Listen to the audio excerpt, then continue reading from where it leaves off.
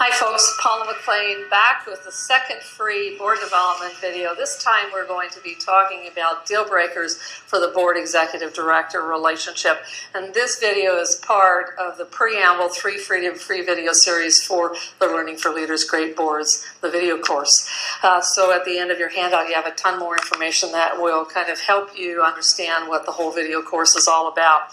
Let me just talk a little bit about the nature of the relationship between executive directors and boards. It's kind of an odd situation. You think of a paid professional manager. Some of you in your day jobs are that.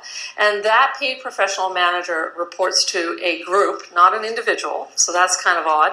And then that group of people that the board, the executive director, senior manager reports to is a volunteer group of board members. So this is a kind of an odd situation, and it can be a fairly fragile and very difficult situation. Now, when it works beautifully, but sometimes we end up with what I call the gnarly bits, the difficult situations.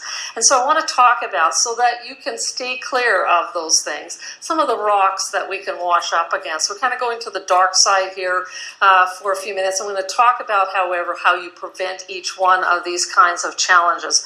The first one on this list that will do real damage to relationships, and sometimes you've worked hard to create those relationships for many years, is that we disrespect each other's boundaries, that we have board members who are involved in the operations of the organization or attempt to be involved, and that we have a board who's passive around that, so a board member either unintentionally or quite deliberately starts involving himself or herself in the world of operations, and the board doesn't call them on it. Even though your board probably has said we're a policy board, we're not an operational board, that this kind of stuff is happening and nobody on the board is stepping up and saying, cut that out, we can't do that, this is going to do damage to our relationships.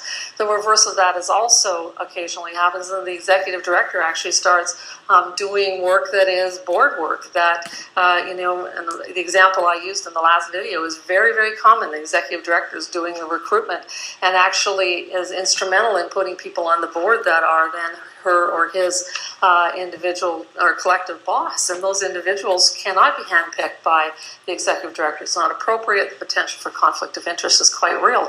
So disrespecting boundaries can really cause friction, and sometimes the damage is not repairable. So we want to stay clear of those kinds of issues and be very crystal clear on whose jobs are whose, and how we work that out through conversation over time really helps and supports an ongoing positive relationship between the board and the senior manager of the organization.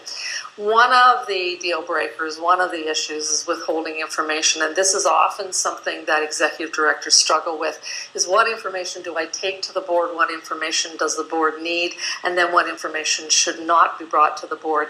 Now, executive directors sometimes struggle with boards and operations simply because they lead, inadvertently, unintentionally, they lead the board into operations by having reports and information going to the board that is largely operational. Now, the board needs information, there's no argument there, but what kind of information do they need? Well, they need information that is strategic. They need information about unmet needs, about funding opportunities, about specific information about, for example, if you've dismissed an employee and there's a potential lawsuit pending, boards have liability and the board has a right to that information. So if you have an employee you've dismissed who's beginning to make some noise that says they might sue the organization, the board has a right to that information. And by the way, if you've dismissed an employee who has no right to sue the organization because they're probationary, that information does not have to come to the board because there is no liability exposure. So when we're talking about withholding information, we're often talking about not being clear on what information the board needs. So have a board conversation. Board executive director, what kind of information does the board want? Should be an executive director's question, and the board should wander around this issue until they sort out what kind of information the board is most going to benefit from that will help it fulfill its policy role and help it be effective stewards of the organization. Let's take another one. I call this one backroom shenanigans. I come from an Irish heritage, so shenanigans is something that I understand. And when we talk about shenanigans, we're talking about people who in the in behind the scenes, right, are doing not positive kinds of things. Secret meetings, little clandestine kinds of conversations, criticism that is being offered quietly between people, in-camera meetings of the board that are completely unnecessary and unwarranted. And in the full video course, I talk about when to have in-camera meetings and when not to have in-camera meetings. And some boards have somehow gotten a hold of this idea that at every regular board meeting, they should at some point in time excuse the executive director and have a secret conversation. And you know what? If there's no purpose for an in-camera meeting, don't have one. It's a waste of time and energy. And by the way, in-camera meetings are on the record, so anything that is in an in-camera meeting must be contained in a set of in-camera meeting minutes. So this is not a way of the board having a quiet conversation with each other and doing some, not so positive work behind the scenes. And when an executive director gets wind of these, it is often a deal breaker. It is often a breach of trust, and sometimes, again, it's something that the organization, the board executive director relationship never recovers from. Public criticism is the next thing on my list. Public criticism is when either an individual that is associated at the board or an individual associated with the management group or employees are openly critical of each other or of the organization out in public.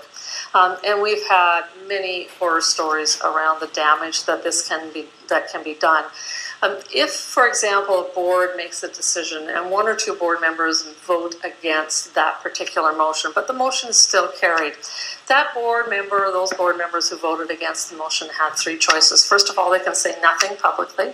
Secondly, they can speak to the motion positively, to the decision positively in a public environment, even though they personally do not agree. You can certainly say, I didn't vote for it because I wasn't in favor of it, but this was the board's decision.